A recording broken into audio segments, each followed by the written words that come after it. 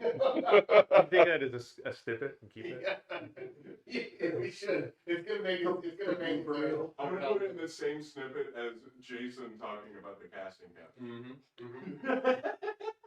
Oh, hey, everybody, welcome back. I have some folks that we're talking to tonight that I'm very excited about. Good friends of mine, good people, but more importantly, they are pretty important to the stories that are told in the Shadowrun universe. So I want to introduce you to, first, RJ Thomas, who is the Shadowrun line developer. And, well, we'll just do this. As I mentioned, you raise your hand because we've got a number of folks. This is RJ. Aaron, who is Aaron Dykstra, who is the Shadowrun missions developer. Mike Mesmer, who is the Catalyst Demo Team RPG lead. Bob Volbrecht, who is the RPG XO. We'll come back around to that. And Lewis Ray, who is a freelancer. Just a freelancer. Just a freelancer. And I told Rob I was going to come back because you're going to have to explain what an RPG XO does, because I kind of feel like it's a made-up job title. It's actually the most important. I'm second in command, which means Mike gets to deal with all the second in command to Mike doing the demo team RPG division. Okay. So Mike Mike that is a big job, and so it is because Mike deals with all the politics, and he's my buffer between CGL and the CDT. Mm-hmm. But I do all the scheduling logistics and making sure everything gets printed and gets to the con. Sure. And so he doesn't. That's a big job. He does What all. he's trying to say is he does all the work by glory. Sure. Well, but I'm happy with that. Here at Gencon, the Catalyst demo team is renowned for taking care of people, for making sure anybody who wants to play gets to play, for running amazing games. And anytime you come to Origins or Gen Con, you know that the Catalyst demo team is a presence there, and you've got a sort of well-oiled machine. And Mike, that's your Absolutely. area, right? So Absolutely it is. What do you find yourself doing most at cons? Mostly at cons. Well, if I'm not in the room trying to oversee things and make sure things are running smoothly, people are having a good time, making sure that that the tables are getting the right amount of people in them, that are people that are showing up for just pickup games get to be put where they want, and we get as many people in, spinning up new tables for GMs, whatever we need to do there.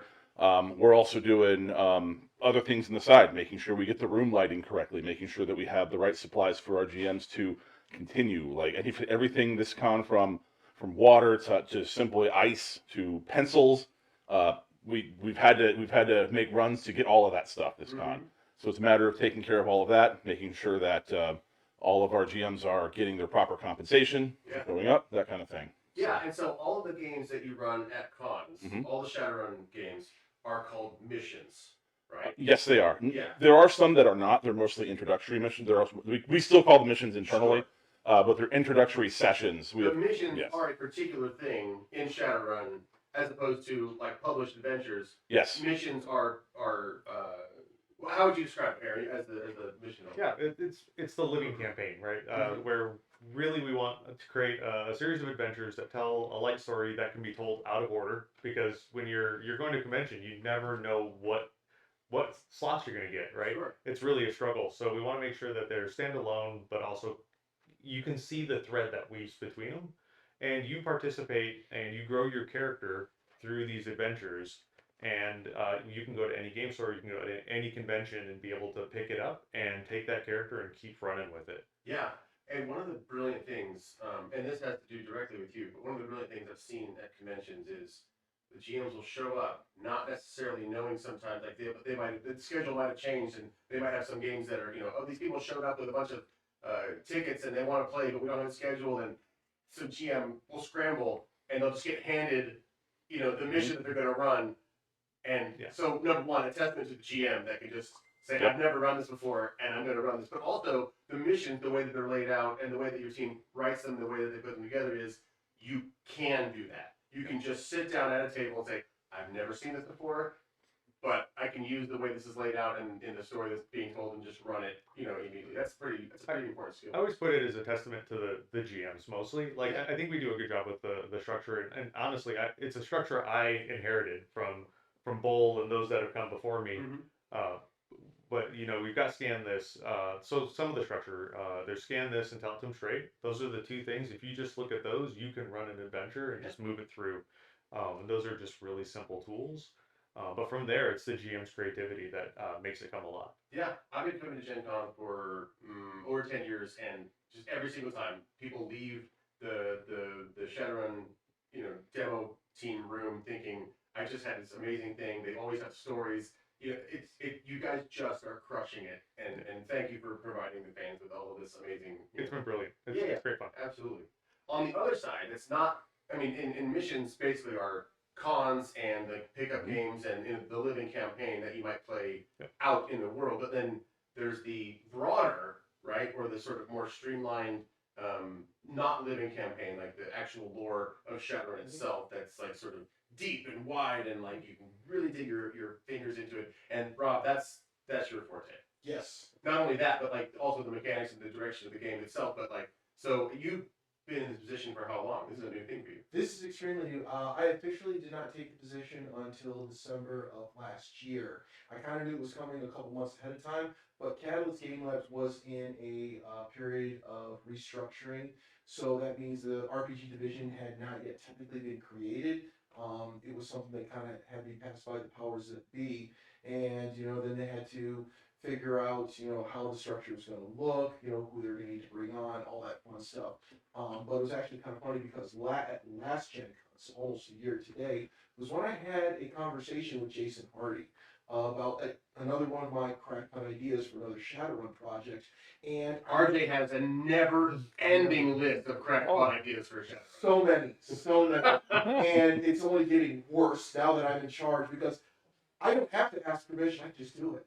So, but yeah, I went to Jason Hardy because I want to say that when he was the Shadowrun line developer, he did a phenomenal job. He did it for 14 years. I mean, and that is a heck of a run.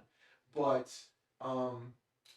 I also noticed that he would also wear a lot of hats. He'd be doing a lot of stuff, and the poor guy just seemed really stressed out. They needed some help. So my idea was just to say, hey, I'd like to be your assistant, just to help you out, take some of the pressure off. Because before that, I had done a few books previously where I was technically the project developer. In other words, I was kind of acting in Jason's stead to kind of just focus on that particular project. At the time, I had done Cutting Black, and I had done Shadows and Focus Morocco. And it was just, the idea was just to help Jason out. And also I had some ideas about an upcoming another book, meta plot, all that fun stuff. And he just kind of looks at me and says, yeah, it's a good idea. I like all this stuff. So I got a question for you. How would you like to be Shadowrun line developer? And my jaw hit the floor. Wow. I just could not. It took me probably about a good 30 seconds to recover because I did not expect The that. cake was not. It alive, was, right? no. It was, but the time period it took for the transition also helped because it allowed not only Catalyst to get their ducks in a row, it gave me an opportunity to kind of keep moving forward with some of the projects that I was already working on. I was scheduled to start another project, which ended up becoming the book Tarnished Star, which is going to be coming out fairly soon. I think we got maybe one more book in the queue, and then that will be coming out. That is the book that deals with law enforcement security in the Sixth World. But the whole thing of that is it allowed me time to not only do that, but to talk to Jason. We kind of discussed what things need to be done, where he envisioned the job description, all that stuff. It allowed me to kind of ease into the position rather than just have everything fall on me like a ton of bricks. And I'm so glad we did it because when I finally started picking everything up and the announcement was made in December, the full weight and everything, it suddenly became. Yeah. Well, I mean, there's nobody else is going to know this, but you and I used to work pretty close together when we were just freelancers. Yep. And I don't think I knew any other freelancer who worked as hard as you did. Just every single book, I want in, I want in, I want in. Just words on every single thing all the time. You were just a workhorse. And I think, I mean, obviously you deserve, the step up. So congratulations for that. Lewis, how long have you been freelancing for? And just writing various source book material, right?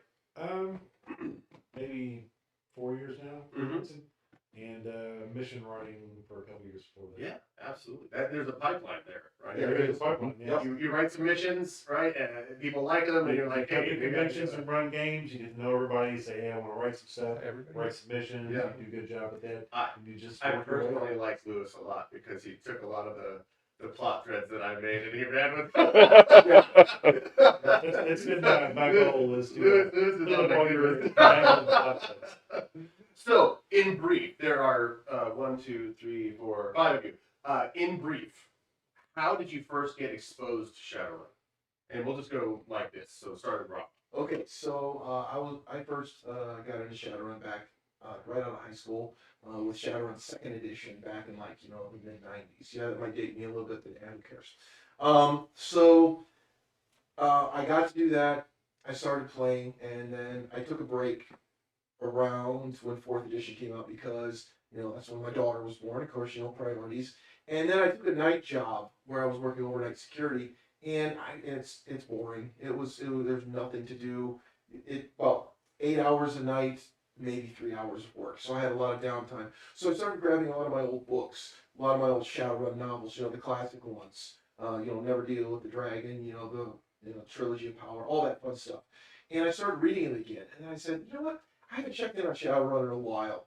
So then I started seeing what was out there. I picked up the Fourth Edition, 25th anniversary book, read through that, and not to sound egotistical, but I'm reading through this, and it was good, and it's no knock against the writers, but for some reason, I had a thought in my brain that says, you know what, I could do better. But then again, another voice in my head says, well, if you think so, put up or shut up. And I was just like, am I going crazy? Probably, but that's okay. I'm probably just tired. But it got me thinking. So what I did, and this is kind of funny, so we're talking about all the stuff that CDT is and the missions and how the pipeline is. That's how I started. I actually went to Origins in Columbus. I tracked down Steven Ratkovich, better known as Bull. He was the missions coordinator, basically Mike and Bob's job at the time. And I just said, hey, I want to run Shadowrun. And like they said, I just started running missions, got to know people, and I eventually tracked Jason Hardy down. And I asked him a very simple question. What do I have to do to work for you? He told me what I needed to do, give him a writing sample. I did. That was after Gencon, I want to say 2011. He got back with me a couple months later, and then next thing you know, I got a contract for my first project, and it was off to the races from there. Was it before or after you got your nickname? The nickname came later. Tell us the nickname. Okay, so my affectionate nickname within the CDT community is Box Text. Mm-hmm. Because my first project was Matchbox Text 20. Matchbox Text. Because Rob Yeah. Thomas. Yeah. Yes. I have a very similar name to somewhat at the time famous singer. Of course, Jason asked me if I wrote for Veronica Mars, but unfortunately, no. I probably would have gotten a better rate if I did, per word. But what had happened was my first actual mission that I wrote. It was called Assassination, and it was a fun writing it. But like I think it was Aaron said, they talked about a section called "Tell It to Them Straight," where you read verbatim. Told it to them. Oh, great! For 3.5 pages. Yes. So, but I like to think that they were good pages. It was just. Assassination was a good mission. Yes, it was a good mission, but I learned that sometimes less is more. Yeah. And that nickname was given to me by, I call him the late great Stephen Tinner, who was another CDT agent who unfortunately passed many years ago, but we still remember him.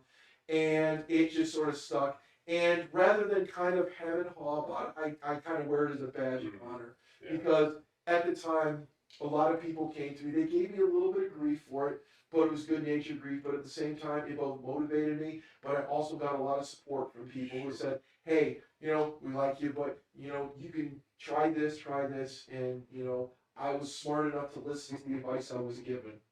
That's awesome. Hey, Lewis, how did you discover Shadowrun? Okay, so I'm going to date myself even more. So after high school, being We'll my call group of this friends. segment "How to Date a Yeah. CDL Agent." Okay, so out of high school, Carbon my date. friends who had been always played games, D&D, Warhammer, that stuff. We started playing this cool new game about giant robots. And after we played that for Cattle Deck. 5 years or so, Boo. yeah, we decided we were going to try out this other cool new game that just came out. So yeah, So it's a game shop. Yeah. well, yeah, Or yeah.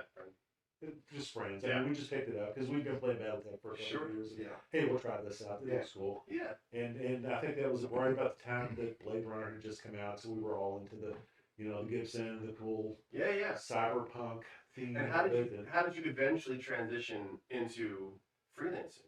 Oh wow, persistence and delusion. Okay. Yes. Uh, I feel like it's always Yeah, some just version a- of. So I walked up to Jason Hardy. So there was a guy that was doing a podcast. You're not wrong. And he was working at conventions, and I followed him around and bug him with a bunch of questions. Yeah. And I thought, okay, well, if he's doing it, I could probably do it too. So, I started running games, and But after a while of running games, Bob was like, "Hey, you're pretty motivated. yeah, You want Getting to games. work some stuff?" I did.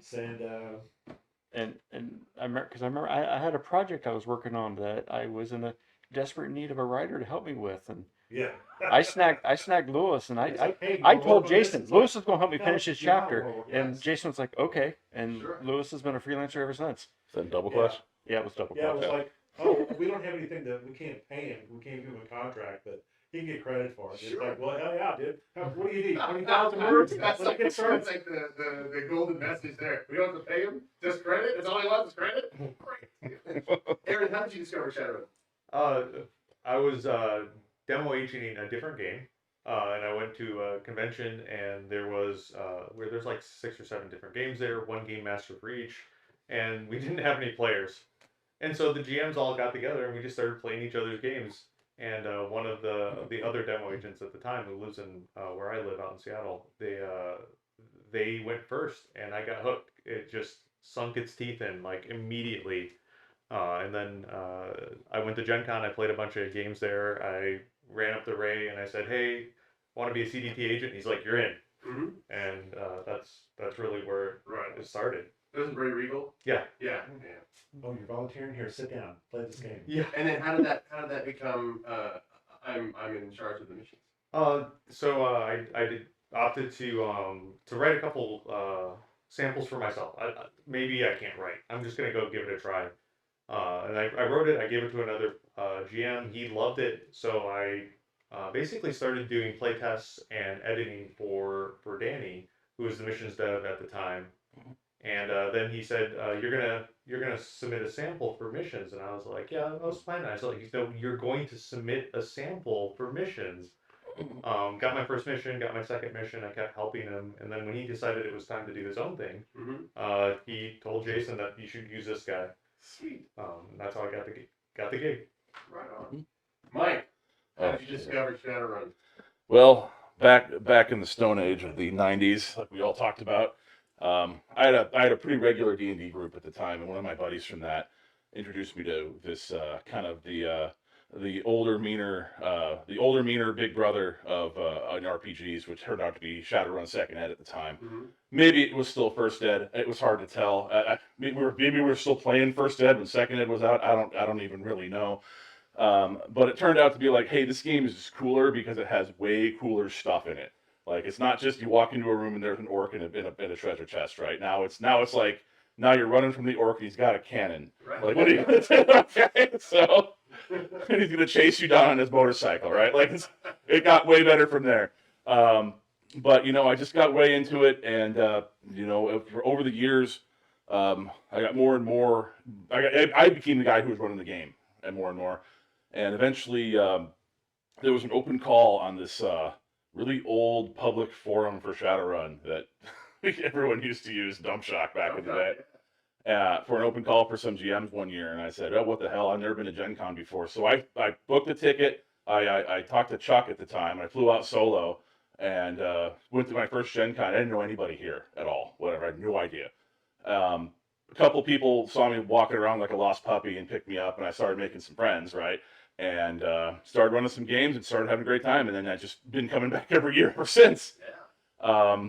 And getting into the freelancing side of things, basically, as I spent a lot of time working with Bull, I spent a lot of time working with Ray We Regal. say Bull, we mean Stephen Bull Rakovich, correct. right? Who is just an absolute legend in the Shadowrun arena, who's been a writer and a demo agent and just a sort of cultural ambassador for Shadowrun. Yes. Right? Yeah. And Ray Regal, who at the time was The RPG lead. He was the RPG. He was doing both of your, Yes. Yeah. So Ray was, in my mind, a giant. Like he was just doing a whole lot of stuff. He was really, really cool guy. And, also another cultural ambassador for Shadowrun. But go ahead. And Ray and Bull were kind of like dynamically working on like the Chicago arc at the time, the beginning of the Chicago arc for missions, and they needed writers, and I picked up one of the missions there, and then I wrote a few more missions. I believe you helped me on one of them. We went through. I did. That was great. I enjoyed that. We collaborated on one of them there.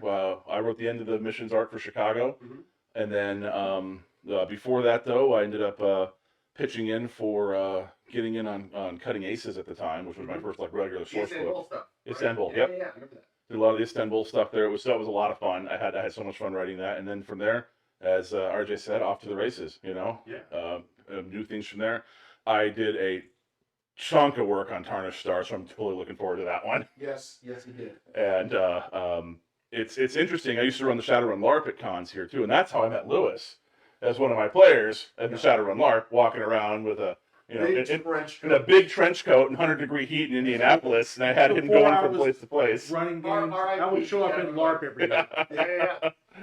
But yeah, that's how I got into it. As far as what I do now on the demo team side of things, as far as the lead, I got into that. I just being a reliable GM, showing up, doing everything that I can to be the best GM that I can be, making sure all my players had a great time, keeping a good attitude about it all the time, picking up extra games where I needed to be, Yeah. And then when Ray decided it was time for him to move on, he handed it over to this guy for a couple of years, and then he got a new job and said, "Okay, it's your turn." Yeah. And then he became my underling instead. Yeah. Yeah. I tried to get out of it completely, but he put me back in. Yeah. So, last but not least, Bob, how did you discover Shadowrun? Much like Lewis, my tales date back to the 80s. Big D&D player back in the day. And I remember going to the game store and I'm like seeing this new book on the shelf and I'm like, this looks cool. What is this? And it's like, this is like D&D with sci-fi in it. This was like cool. Yeah. So yeah, I bought the first edition book in 1989 and I've been a Shadowrun GM ever since. And how did you get into doing what you're doing now? Well, I started going to Origins, and I think my first Origins was in 1996. I met John Dunn. I don't know how many people remember that name, but he was running the precursor to Shadowrun missions back then, and then I met Bull, and got sucked into being a volunteer for the GM cadre back then, and then like Mike at that point, I just started doing cons. Yeah. And then I became Ray's XO when Ray was in charge. Ray asked me to step up. Executive officer, second in command. And then when Ray stepped down, I took over for him. And yeah. I And then noticed something that you all love Shadowrun. Yeah. And you all go out of your way to go be a part of this thing that you love, and you just stick around being cool, giving your heart to this thing, and then somebody in charge goes, hey, not only are you talented, but like you've been giving your heart to this thing. Like you stick, it's like it's a passion and dedication. It's more of a family, Yeah. and I don't mean like in the, here, have a pizza party, as we fire your friends. Like, what I mean is, like, it seemed like the more you stick around and the more you prove yourself and the more, like, heart you give, like, that's recognized, right? As they start, as the places open up that need filling, right? Like, Absolutely. like the heart is important, and that's what I'm saying. I've seen all of your hearts, and then you sort of just stick around long enough that, And it's nice. And I got the freelancing gig much the same way. Just persistence, always being there. My first official gig was assistant developer on Rigger 5, because much like Rob, I was bugging Jason. I said, Jason, you need help. Yeah. because he was doing too much, and he, my first job was to help. Jason Hardy just walked in, and two people now have said, "Well, I just noticed that Jason needed help." And, No lies detected. he let me assist on Rigor 5, and he let me freelance ever since. Have Jason in the? Are we gonna do that? Do we want You wanna try? So I can. That does. Just pan over to Jason real quick, just long enough to say that this is Jason Hardy, who is the former 14-year veteran Shadowrun line developer, but is now the RPG overlord. Yeah, that's RPG probably better than the real. RPG Dykstra. I say Dykstra. RPG director. Right? That was a fine deal. that would be a Freudian slip, yeah. So you're sort of in charge now of all of Catalyst RPG divisions. Is that more or less correct? Yeah, we have a division now because we're going to have more than one RPG. So yeah, I will oversee. Okay, so are we back off, Jason? I mean, How do we want to do I'm this? trying to figure it out. Somebody makes sense. I'm not moving. No. Hang on. No. We can do this. Okay, so hang on. Back in Opti shop. Do you need me to shift chair a little? So the thing is, it's going to be more difficult than that if you take a look at my Yeah, I mean, shop. if you just want to focus on them and I don't contribute much, I got no problems. No. I'm thinking the best of both worlds. Can you stand up? I shut up and leave the room. No. Oh, how funny. Sorry, let me just right around. I lean on the back of the. You're gonna sit Oh. right when Oh, but we have to. He's open this way. They open Yeah, this that's- way. Yeah. Oh, Yeah, it's not gonna work. that's not gonna work. Hidden. Never mind, Doors open right. the other way. Just let it go. Oh let it no! It was a good idea though. go. All right. Sad time of doing. Dastardly hinges will begin. It's still recording, so y'all are all good. We can. Great. Are we sure about that? We'll just scoot down and we can scrunch up a little more. I can do that. Bob can have this spot. I'll sit in the middle of it if you want me to. There's just no back here, so just be careful if you do. Here, I'll scoot down. That way. We keep the order the same. And with 15 minutes left. Yeah. All right. Jason Hardy has now joined the party. I apologize for being late. My Um, food was slow. So the conversation, Jason, is about Shadowrun. How did you discover Shadowrun? In Randall Bill's apartment a long time ago, we were talking about different games that the company he worked for had. Company was FASA. And then he just showed me the book and said, look, it's cyberpunk and it's elves and it's magic and dragons and noir. And I said, I want to go to there. How old were you when this occurred? This would have been late 20s for me. Cool. And how did you use magic to transfer that into becoming a part of the crew who gets to affect the world and write the stuff?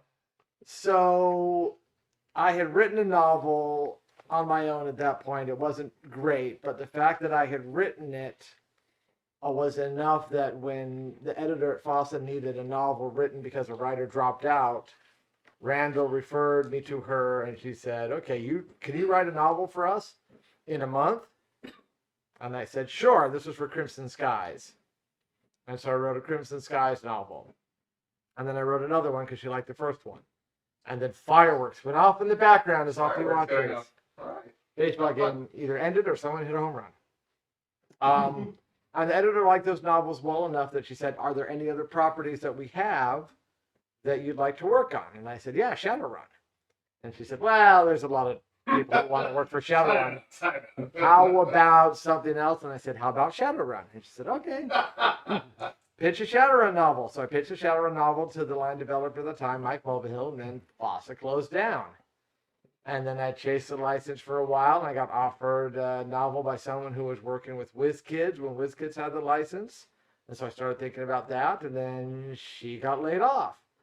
And then I got offered another novel, and I warned the editor, the last two people who offered me a Shadowrun novel got fired. Do you want to do this? And she said, yeah. So that one stuck. And so then that became my first Shadowrun novel, Drops of Corruption. And then I just kept chasing Shadowrun wherever it went.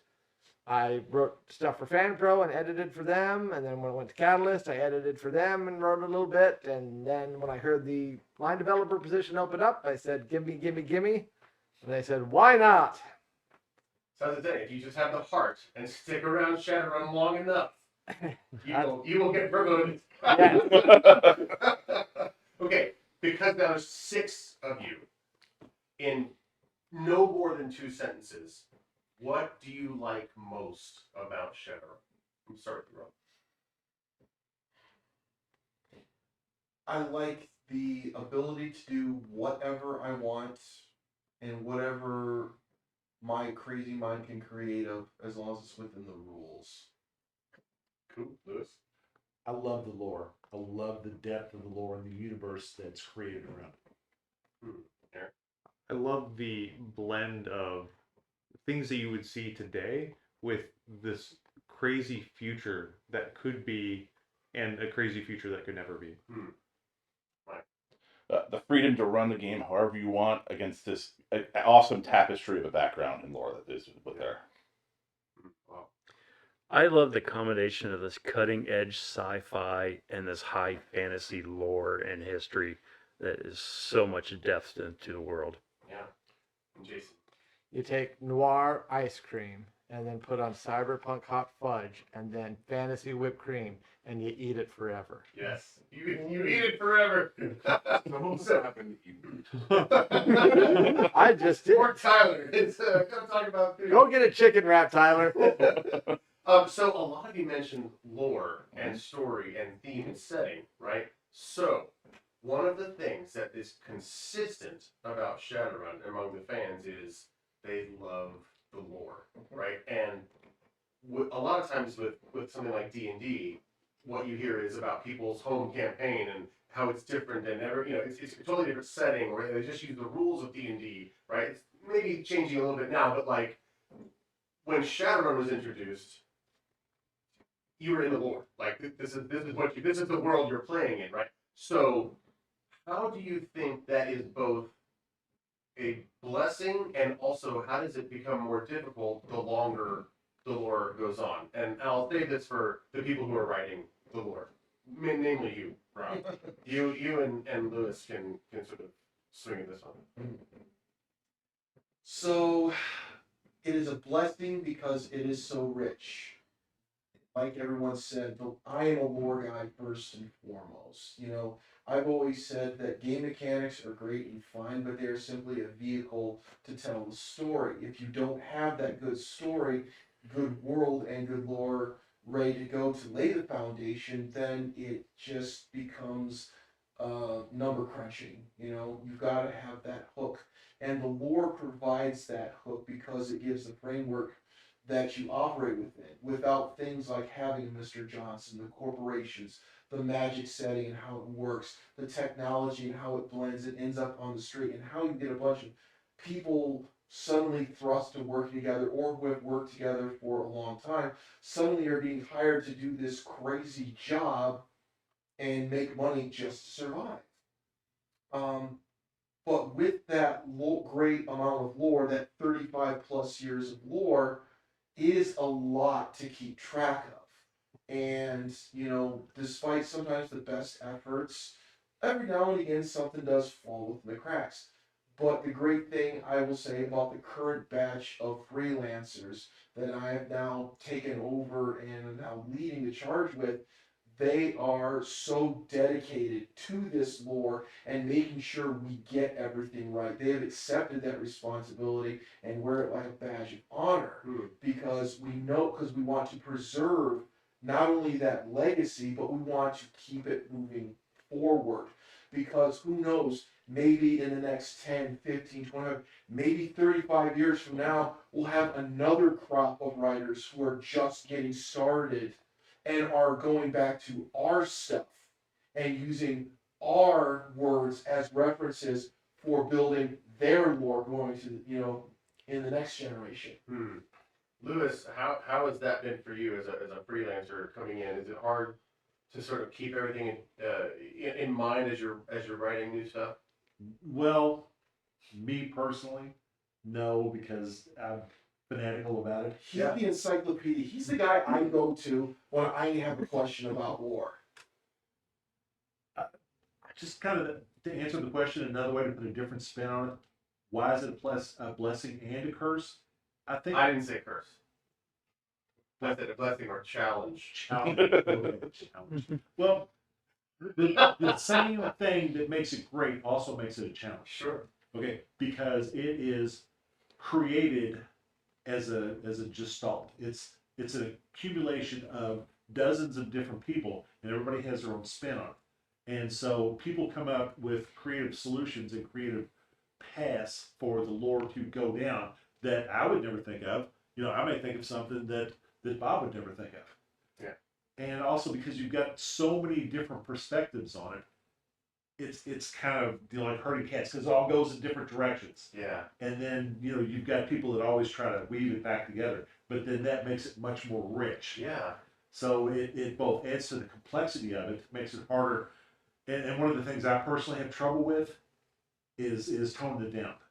Because I'm always wanting to dig the deep lore out and resurrect this thread that's been dead for 20 years. And it's the right thing to do, Lewis. Okay. So like one of our French writers, Romain, is always like, clean threads up, don't make new threads.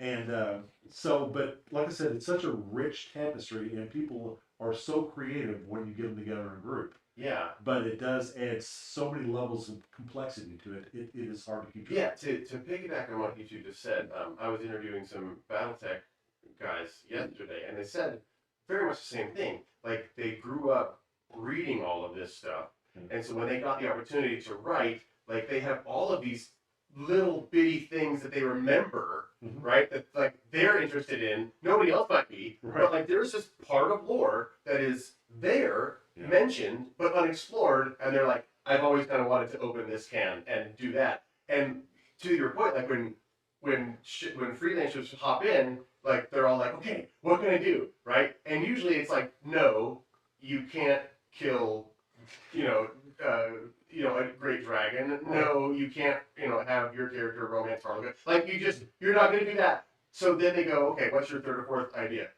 Well, there was this one line, in this Mercurial story way back in the day that nobody's picked up with, and I'd like to do that. And everybody's like, yeah, do that. Right? And that's fun. You can totally do that, right? You can just pick something that nobody else has done, and there's a million different things like that in Shadowrun that you can talk about. Yeah, it's so rich. I mean, there's thousands of threads that you can pull and weave a whole tapestry out of it. Yeah. Like, I mean, all five of you, I know, have done something like that, right? You just been like, this is if I just asked you, hey, what's that one thing that you did? Like, what's that one weird thing that you just said, like, I'm going to do this, right? Tarnished Stone, like, Istanbul. Yeah. Right? You're like, hey, I got this. Yep. I'm waiting for Istanbul to come up because I got things to say, right?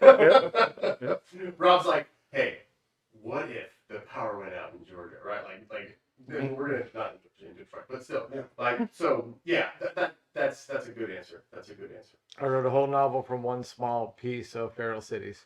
Yeah. It's like they have a 7-kilometer bridge that's mostly decayed. I'm like, ooh, what about how difficult would it be to cross that bridge? I like that book. Oh, It was one of my first Shadowrun books that I read. Yay, Jason. I like it a lot too. Okay, so I don't know how much time we have, Tyler. 5 minutes. Okay, here's what we're gonna do. What are you most excited about in your area? So what you're currently doing, what are you most excited about, like in the Shadowrun realm? And we'll start with Jason, because this is not an immediately obvious answer to me.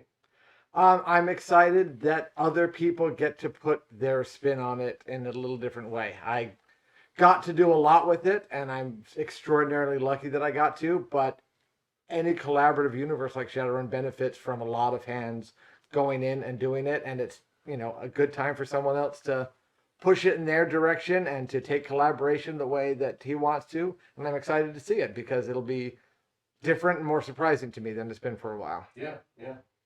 That's cool. Jason's not normally surprised, but now that you're, you kind of watch it do its own thing now. Yeah. I won't know what's coming in all the books. How about you, Bob? What are you excited about? I'm excited with the direction that the metaplot's going right now with the Dissian impact on the world, and the null sect stuff that Lewis has developed has been phenomenal. Because not only has he taken lore threads that you planted years ago, but he's taken stuff that I planted and melded them with your stuff. Yeah, I remember when the null set came out, it's just like a little sort of blurb, right? Yeah. Now it's like this huge thing. I love that kind of stuff. So he's merged that with some of the stuff that I did groundwork for, and he's turned it into. And I love where it's going, and I love being involved and taking that to the next step. Yeah. How about you, Mike? Well, I'm really excited for the climax coming out of the Dissian plot line as well. There's some contributions there that I'm pretty proud of. So, but there's also I'm really excited to get my hands dirty again with writing missions. There's a couple of missions I have that I'm working with Aaron on. One of them written, and he sought me out specifically for it because of what I did with Final Countdown, and he's excited for this one. So he wants to see where it goes. That one's going to be a lot of fun. Fun. Aaron, what are you excited about? I like my little corner of missions in its canon adjacentness, and really it's just seeing new writers who would not normally get a shot, take a shot and come up with something that is unique and interesting and fun and weird and quirky, and do it in a city as rich and interesting as New Orleans has just been an utter joy, and I'm looking forward to this next season. Absolutely. Lewis. I think one of the things that I'm probably most excited about working on and taking forward is the ideal that, when Technomancers came out, they were never explained. Everybody was just, oh, it's a big mystery, nobody knows how they work. I've really worked hard to kind of weave in a theory of how they operate and insert that into as much stuff as I can. So, universal information theory or unity. And like I said, everything I've worked on that I've had the opportunity to inject it into, I've been trying to explain, oh, here's how Technomancers work. And, kind of set that lore up. Cool. So that people understand, oh, well, that makes sense. That's how they work. Yeah. Instead of just, oh, they're this mysterious thing and nobody knows anything about it. Sure. So, Rob, what do you say? Well, And maybe I'll even ask this, since you know better than anyone, what can we also get excited about looking ahead? all right, two-parter, I love it. Okay, so these guys kind of already touched on something that is going to be wrapping up very soon. They mentioned the Dissian Shadow War. That is something that started all the way back in Cutting Black, which was one of the first time Jason really gave me a chance to kind of take the reins and see what I could do. I think I did a pretty decent job with it. I made quite a few mistakes, but Jason did kind of point out a few things to me, and I learned from it. And so when I had my next opportunity to do so, which ended up becoming something called Scotophobia, which also propelled and truly kicked off the Dissian plot line, that's when it was full throttle from there. That